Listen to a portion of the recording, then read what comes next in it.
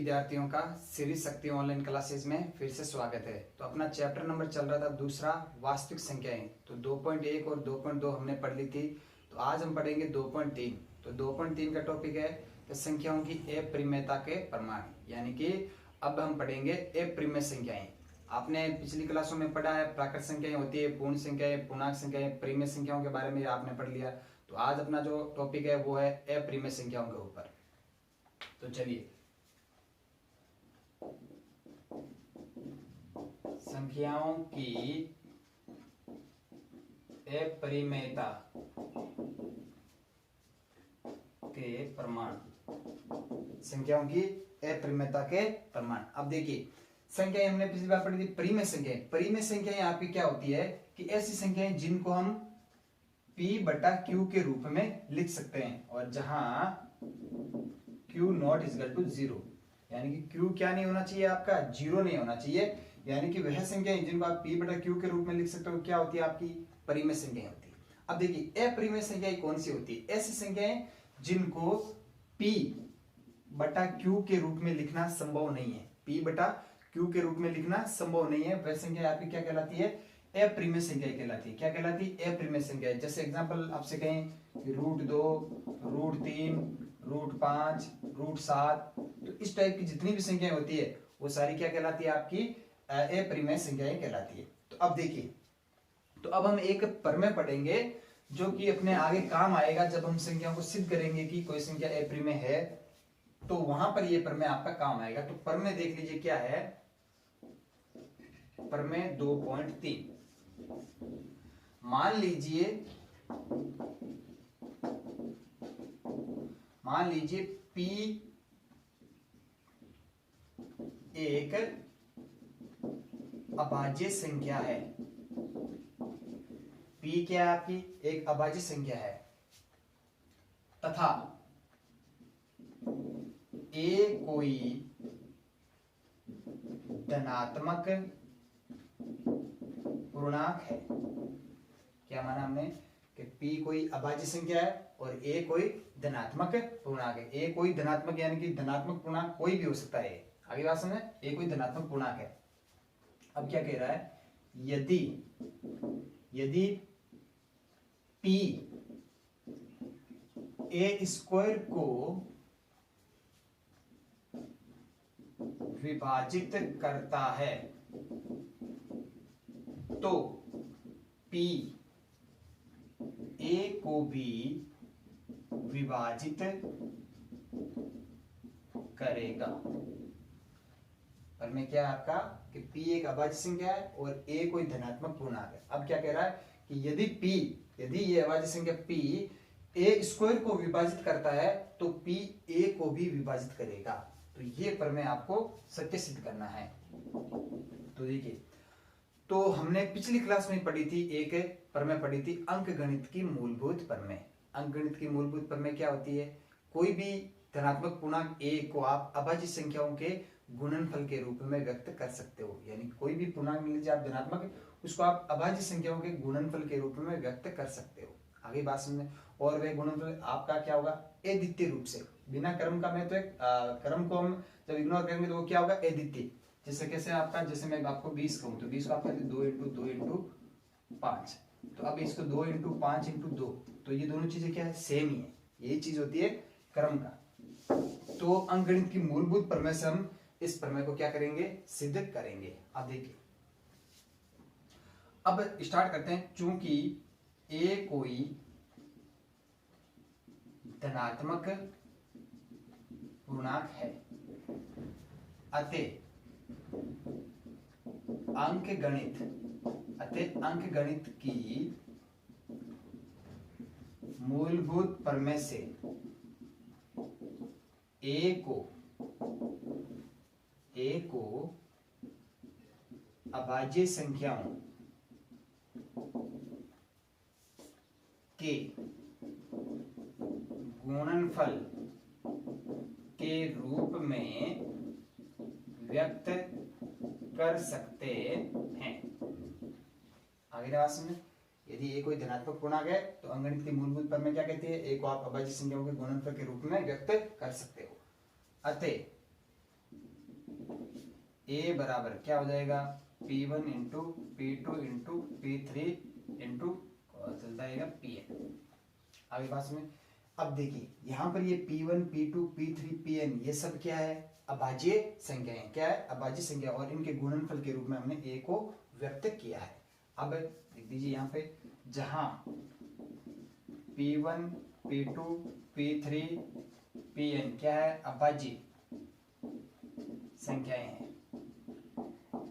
अब देखिए यहाँ पे ये जरूरी नहीं है कि ये P1 P2 P3 Pn ये सब क्या हो अलग अलग हो, यहाँ पे ये जरूरी नहीं है कि ये सब क्या हो अलग अलग हो, इनमें कुछ गुणनखंड ऐसे भी जो समान भी हो सकते हैं। जैसे मैं आपसे कहूँ कि 20 को आपने क्या लिख दिया 2 इंटू 2 इंटू 5, आगे बात में तो यहाँ पे देखिए 2 कितनी बार आया 2 बार आया। अब इसका मतलब इसके गुणनखंड देखिए हमने अलग अलग किए तो कितने हुए 3 हुए, हालांकि वास्तव में 20 के अभाज्य गुणनखंड कौन कौन से 2 और 5, 2 और 5 इसके अभाज्य गुणनखंड है, लेकिन 2 कितनी बार आया हुआ है 2 बार आया हुआ है। आगे वास्तव में तो इनमें कोई जरूरी नहीं है कि ये सब क्या हो अलग अलग हो, यानी भिन्न भिन्न हो, ये जरूरी नहीं। अब देखिए अब हमने मान लिया ए कोई धनात्मक पूर्णांक है तो ए को हमने अभाज्य संख्या गुणनफल के रूप में लिख दिया।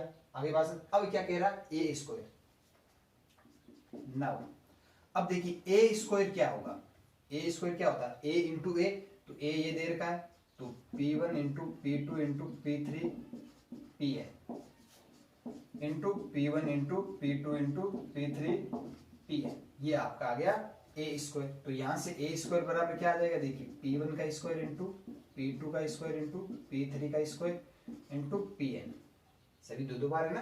देखिए P1 P2 Pn इनको इससे वापस सेम से गुणा करना, तो P1 इंटू P1 का स्क्वायर P2 इंटू P2 इसी प्रकार ये अगली बात। अब देखिए अब क्या कह रहा है कि P एक अभाज्य संख्या है तथा A कोई धनात्मक पूर्णांक है।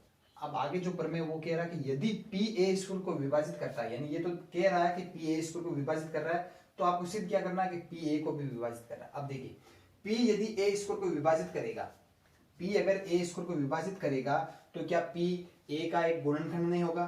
तो देखिए चूंकि P A स्क्वायर को विभाजित करता है अतः P A स्क्वायर का एक गुणनखंड होगा।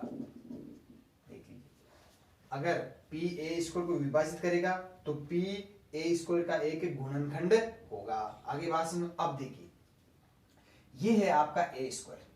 अब A स्क्वायर के गुणनखंड क्या क्या है, A स्क्वायर के गुणनखंड है P1 P2 P3 Pn। आगे बात सुनो P1 से लेके Pn तक यही क्या है A स्क्वायर के गुणनखंड है। आगे बात सुनो। अब देखिए अब यदि P A स्क्वायर को विभाजित करता है तो P A स्क्वायर का एक गुणनखंड होगा अतः P क्या होगा P1 P2 P3 से लेके Pn इनमें से कोई एक होगा।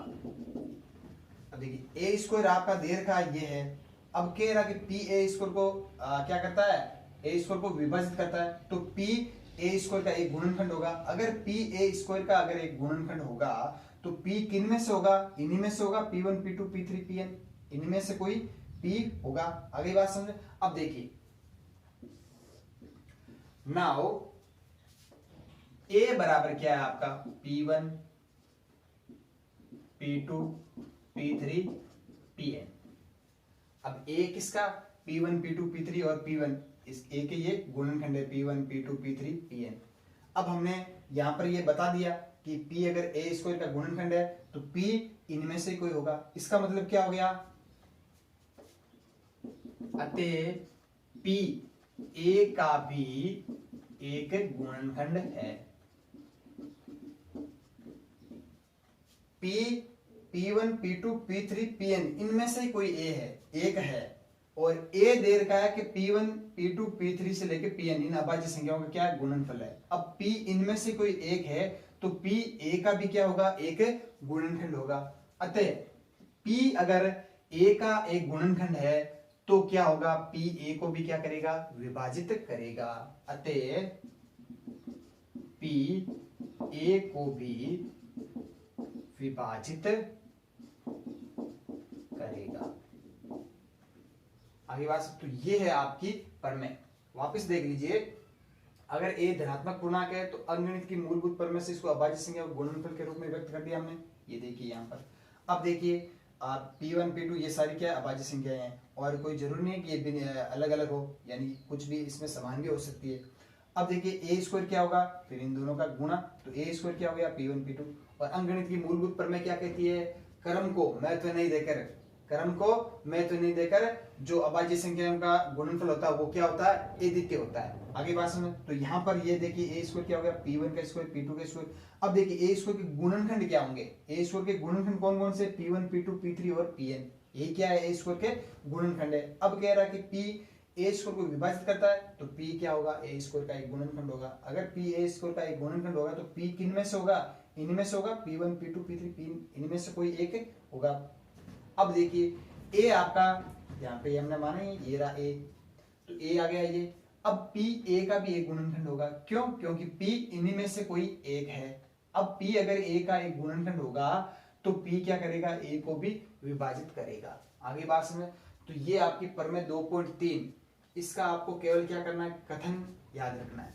हालांकि एग्जाम के अंदर ये नॉर्मली नहीं पूछा जाता है, आपको केवल ये कथन आना चाहिए कि अगर P अभाज्य संख्या है और ए धनात्मक पूर्णांक है तो यदि P ए स्क्वायर को विभाजित कर रहा है तो P ए को भी विभाजित करेगा। ये कथन आपको याद रखना है, और ये कथन कहां पर काम आएगा, जब हम संख्याओं को ए परिमेय सिद्ध करेंगे। तो अब देख लीजिए,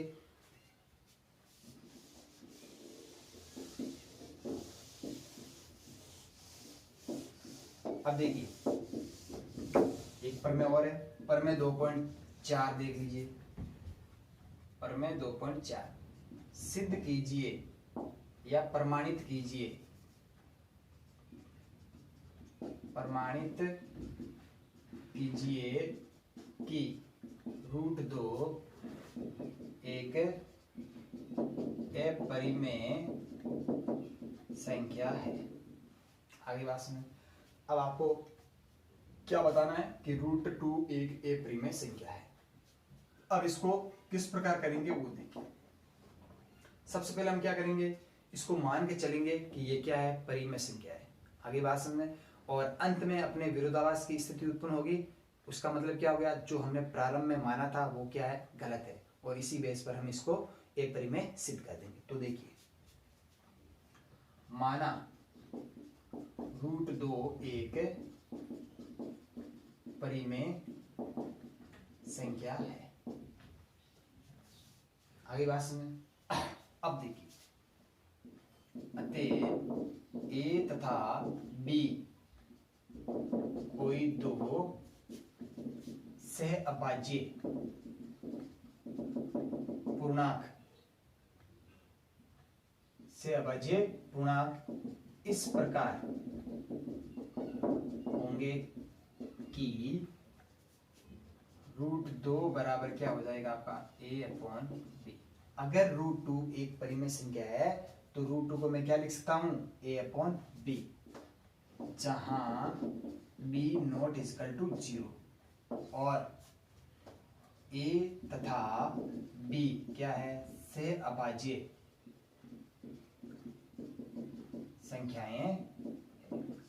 सह अभाज्य संख्याओं का मतलब क्या होता है, सह अभाज्य संख्याओं का मतलब ये होता है कि अब ए और बी में कोई उभयनिष्ठ गुणनखंड नहीं है। ए और बी में कोई भी उभयनिष्ठ गुणनखंड नहीं है, तो ए और बी परस्पर क्या कहलाती है, सह अभाज्य संख्याएं कहलाती है। आगे बात सुने। अब परिमेय संख्या को तो आपको पता ही है कि कोई भी परिमेय संख्या आप p/q के रूप में लिख सकते हो। तो यहाँ पे हमने p और q नहीं लिख, क्या लिया हमने, a और b, कोई दो सह अभाज्य पूर्णांक इस प्रकार लिए कि √2 को हमने क्या लिख दिया, a/b। आगे बात सुने। अब देखना ध्यान से, क्या मान के चल रहे हैं, अभी मान के चल रहे हैं कि √2 एक परिमेय संख्या है। अगर √2 परिमेय संख्या है तो √2 को मैं a/b के रूप में लिख सकता हूं, जहां b नॉट इक्वल टू 0 और a और b क्या है, सहभाज्य है। अब देखिए, यहां से b या इसको ऐसे लिख दीजिए, √2b बराबर क्या होगा, a। आगे बात समझ। अब क्या करना है, दोनों पक्षों का वर्ग करने पर क्या हो जाएगा, 2b² बराबर a²। तो यहां से a² बराबर क्या आ गया, 2b²। अब देखिए, ए स्क्वायर बराबर क्या आया 2b²। तो अभी हमने प्रमेय एक पढ़ी थी कि अगर p ए स्क्वायर को विभाजित करता है तो यहाँ पे देखिए क्या हो रहा है, ये जो 2 है वो क्या कर रहा है ए स्क्वायर को विभाजित कर रहा है। क्यों कर रहा है, क्योंकि 2 क्या है इस ए स्क्वायर का एक गुणनखंड है। यहाँ पे देख लीजिए ए स्क्वायर को हमने क्या लिखा 2 इंटू b², या आप इसको ऐसे भी लिख सकते हो जैसे ये मैंने लिख दिया 2 इंटू b² क्या है b इंटू बी। आगे बात सुने, आगे अब यहाँ पे देखिए b इंटू बी 2 बार आया तो इसको मैंने लिख दिया 2b²। तो इसके गुणनखंड कौन कौन से 2 और b। आगे बात सुने, तो ये इसके गुणनखंड है। अगर अब यहाँ पे 2 इस ए स्क्वायर का गुणनखंड है तो 2 क्या करेगा ए स्क्वायर को विभाजित करेगा। तो देखिए अतः तो आप इसको ऐसे लिख दीजिए, यहाँ 2 ए स्क्वायर को विभाजित करता है। आगे बात में देख लीजिए क्यों विभाजित कर रहा है, क्योंकि 2 ए स्क्वायर का एक गुणनखंड है। अगर 2 ए स्क्वायर का गुणनखंड है तो 2 ए स्क्वायर को क्या करेगा विभाजित करेगा। अतः प्रमेय अभी हमने प्रमेय पढ़ी थी कौन सी 2.3। अतः प्रमेय 2.3 से क्या है कि p अगर ए स्क्वायर को विभाजित करता है तो p a को भी विभाजित करेगा। तो 2 अगर ए स्क्वायर को विभाजित करता है तो 2 क्या करेगा a को भी विभाजित करेगा। प्रमेय से 2 a को भी विभाजित करेगा। आगे बात समझ, अगर 2 ए स्क्वायर को विभाजित करता है तो 2 a को भी विभाजित करेगा। अब ध्यान से देखना, अब ये कह रहा है कि 2 a को विभाजित करता है, 2 a को विभाजित करता है, इसका मतलब क्या हो गया, आप a को किस प्रकार लिख सकते हो, अतः a बराबर 2c, जहां c कोई पूर्णांक है। 2a को विभाजित कर रहा है, इसका मतलब क्या हो गया 2a का गुणनखंड होगा, तो a को गुणनखंड के रूप में लिखेंगे तो a बराबर क्या लिख दिया मैंने 2 इंटू सी। आगे बात में तो देख लीजिए यहां से दिख रहा है आपको 2a को विभाजित कर रहा है, तो ये आपने लिख दिया a बराबर 2c, जहां c क्या है आपका कोई एक पूर्णांक है। अब देखिए अब क्या करना है आपको, दोनों पक्षों का वर्ग करने पर, दोनों पक्षों का वर्ग करने पर ए स्क्वायर बराबर क्या आ जाएगा आपका 4c²। आगे बात समझ, अब देखिए ए स्क्वायर, देखिए यहाँ पे क्या आया था आपका, ए स्क्वायर बराबर आया था 2b², यानी ए स्क्वायर किसके बराबर है 2b² के बराबर है। तो ए स्क्वायर की जगह में क्या रख दूंगा, 2b² रख देता हूं। नाउ तो यहाँ पे आप ऐसा लिख दीजिए, दैट इंप्लाइज ए स्क्वायर क्या है आपका 2b² बराबर 4c²। तो ये 2 कैंसिल हो क्या आया 2, तो b² बराबर क्या आ गया आपका 2c²। अब देखना ध्यान से, b² बराबर क्या है आपका 2c², इसका मतलब क्या है 2b² को विभाजित कर रहा है। यहाँ 2b² को विभाजित करता है, अतः वही प्रमेय, अतः प्रमेय 2.3 से 2b को भी विभाजित करेगा। बस आगे चीज, अब चीज क्या आने वाली है, नई चीज वो देख लीजिए। यहां से आपने क्या देखा कि 2a को भी विभाजित कर रहा है, और यहां पर और क्या आया कि 2b को भी विभाजित करता है। आगे बात सुन, अतः 2a तथा b में उभयनिष्ठ गुणनखंड है। आगे बात, अगर 2a को विभाजित कर रहा है 2b को भी विभाजित कर रहा है, इसका मतलब क्या हो गया 2a और b में उभयनिष्ठ गुणनखंड है, जो कि प्रारंभ में प्राप्त तथ्य का विरोधाभासी है, जो कि प्रारंभ में प्राप्त तथ्य का क्या है विरोधाभासी। तथ्य कौन सा, जो कि प्रारंभ में प्राप्त तथ्य का विरोधाभासी है कि a तथा b सह अभाज्य है। आगे बात सुने, 2a तथा b में उभयनिष्ठ गुणनखंड है, जो कि प्रारंभ में प्राप्त तथ्य का विरोधाभासी है कि ए तथा बी क्या है, से अभाज्य है। यानी कि कह रहा है कि ए तथा बी से अभाज्य। हमने यहाँ पे प्रारंभ में माना था कि नहीं माना था कि अगर रूट टू ए अपन बी के, जहाँ ए और बी क्या है, से अभाज्य है, और ये मान के चला, और यहाँ पे अपना रिजल्ट क्या आया, ए और बी में उभयनिष्ठ गुणनखंड 2 है। इसका मतलब क्या हो गया, जो हमने प्रारंभ में माना वो क्या है आपका, गलत है। अतः हमारी कल्पना कि रूट 2 एक परिमेय संख्या है, क्या है, गलत है। अतः रूट 2 क्या होगी, रूट 2 एक अपरिमेय संख्या है।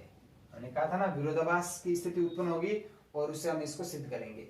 जब हम मान के चल रहे थे कि रूट 2 परिमेय संख्या है, अगर परिमेय संख्या है तो ए और बी क्या होना चाहिए, से अभाज्य होना चाहिए। अगर रूट 2 परिमेय है तो ए और बी क्या होना चाहिए, से अभाज्य होना चाहिए। लेकिन जब इसको मान के चले तो हमारे पास रिजल्ट क्या आया कि ए और बी में उभयनिष्ठ गुणनखंड है 2। अगर ए और बी में 2 उभयनिष्ठ गुणनखंड है, इसका मतलब क्या होगा, जो प्रारंभ में हमने माना था वो चीज क्या है, गलत है। आगे बात समझ में। अतः हमारी कल्पना कि रूट 2 एक परिमेय संख्या है वो क्या है, गलत है। तो रूट 2 क्या होगी, एक अपरिमेय संख्या होगी। तो ये आपका प्रमेय 2.4।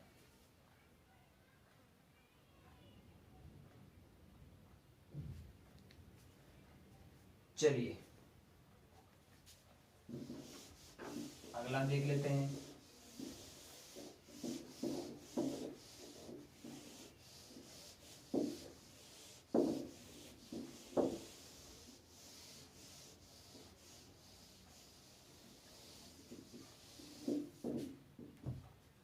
हाँ, तो अगला प्रमेय देख लीजिए, प्रमेय 2.5।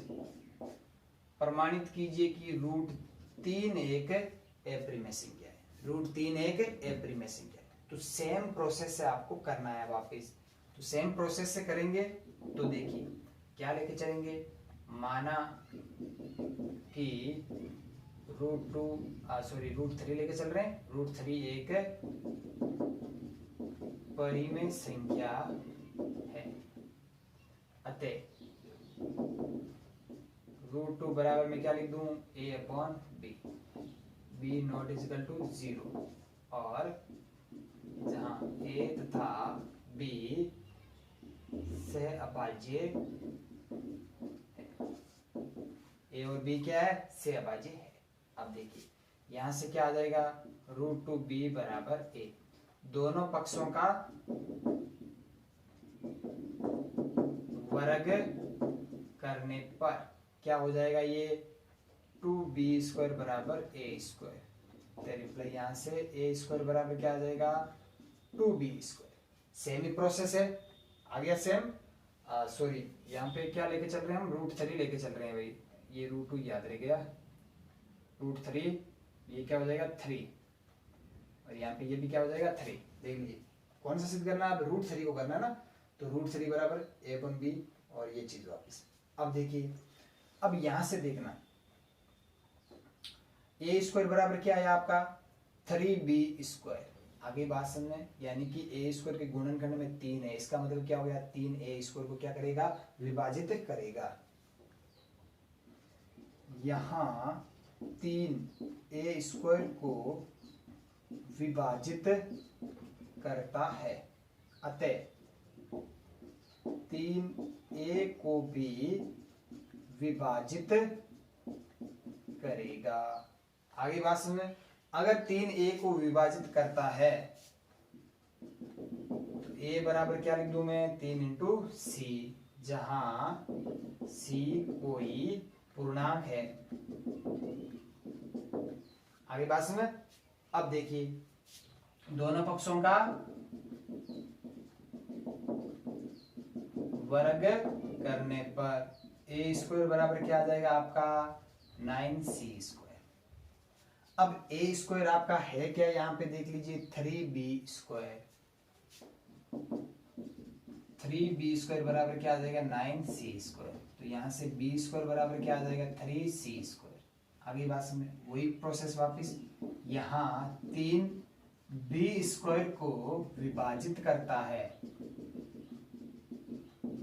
अतः 3b को भी विभाजित करेगा। अब देखिए आ गई वही बात, 3a को भी विभाजित कर रहा है, 3b को भी विभाजित कर रहा है, तो यहां 3a तथा b दोनों में उभयनिष्ठ गुणनखंड है। 3a और b दोनों में उभयनिष्ठ गुणनखंड है, जो कि प्रारंभ में प्राप्त तथ्य का विरोधाभासी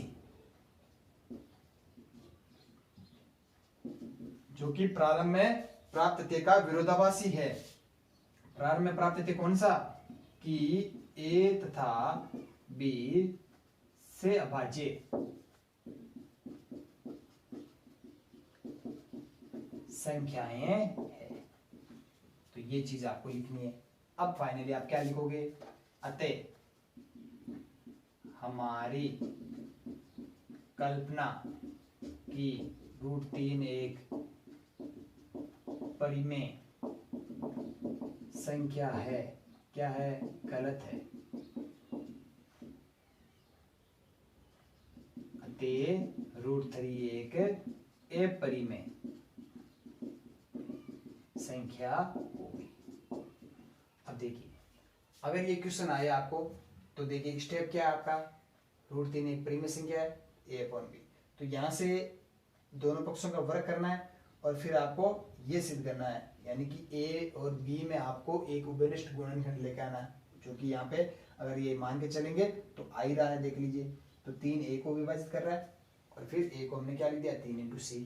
क्यों, क्योंकि 3 क्या है, a का गुणनखंड है, तो ये बराबर 3 × c। आगे बात समझ। अब यहां से वर्ग किया, फिर वापस 3 क्या किसको कर रहा है, b को भी विभाजित कर रहा है, यानी कि अब 3 क्या हो गया, a और b में उभयनिष्ठ गुणनखंड हो गया, जो कि अपना प्रारंभ में प्राप्त तथ्य कौन सा, कि a और b क्या है, सहभाज्य, इसका क्या है, विरोधाभासी है।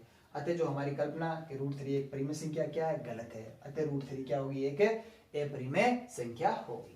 आगे बात समझ में।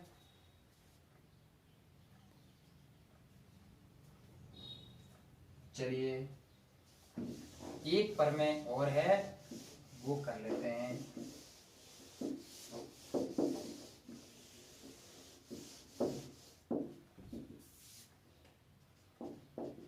प्रमेय 2.6 √5। आगे बात सुन। अब आपको क्या प्रमाणित करना है कि √5 एक अपरिमेय संख्या है, तो वो का वो सेम प्रोसेस रहेगा। आंसर माना कि √5 एक परिमेय संख्या है, अतः √5 को मैं क्या लिख सकता हूं, a/b, b≠0, जहां a तथा b क्या है, सह अभाज्य संख्याएं है। आगे बात समझ में। a और b क्या है, सह अभाज्य संख्याएं है। अब आपको क्या करना है, यहां से √5b बराबर क्या आ रहा है, a, दोनों पक्षों का वर्ग करने पर, दोनों पक्षों का वर्ग करेंगे तो ये क्या हो जाएगा, 5b² बराबर a²। तो यहां से a² बराबर क्या आ गया, 5 × b²। अब देखिए a² क्या है, 5 × b², यानी कि ये a² के क्या हो गए, गुणनखंड हो गए। अब ध्यान से देखना, 5 अगर a² का गुणनखंड है तो 5 क्या करेगा, a² को विभाजित करेगा, तो यहाँ 5 a² को विभाजित करता है, अतः 5 a को भी विभाजित करेगा। अगर 5 a को विभाजित करेगा तो मैं a को क्या लिख सकता हूं, a बराबर 5 × c। आगे बात समझ, जहां c कोई पूर्णांक अब क्या करना है, दोनों पक्षों का वर्ग करने पर ए स्क्वायर बराबर क्या आ जाएगा, 25c²। अब ए स्क्वायर क्या है आपका, 5b², तो वो लिख दीजिए यहाँ पे 5b² बराबर 25c²। तो यहाँ से b² बराबर 5c²। अब देख लीजिए यहाँ 5b² को विभाजित करता है, अतः तो यहाँ पे वो चीज भी लिख लीजिएगा कि अतः प्रमेय कौन सी 2.3 से,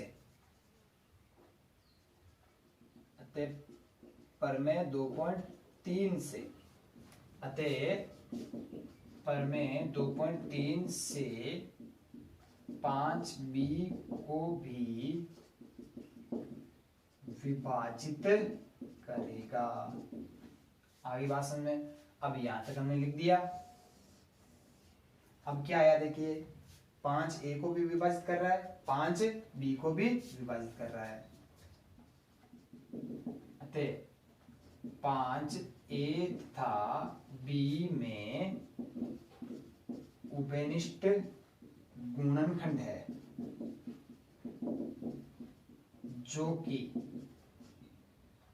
प्रारंभ में प्राप्त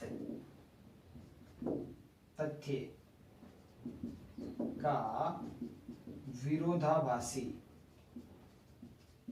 है कि a तथा b सहअभाज्य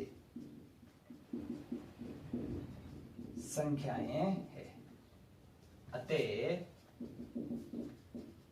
हमारी कल्पना की √5 एक परिमेय संख्या है, गलत है। अतः √5 एक अपरिमेय संख्या है। आगे बात समझे। तो ये है आपका अपरिमेय सिद्ध करने का प्रोसेस। तो आपको समझ में आया होगा, 3 क्वेश्चन हमने एक ही टाइप के कर लिए और प्रत्येक क्वेश्चन को आपको इसी प्रोसेस से करना है। आगे बात समझ में।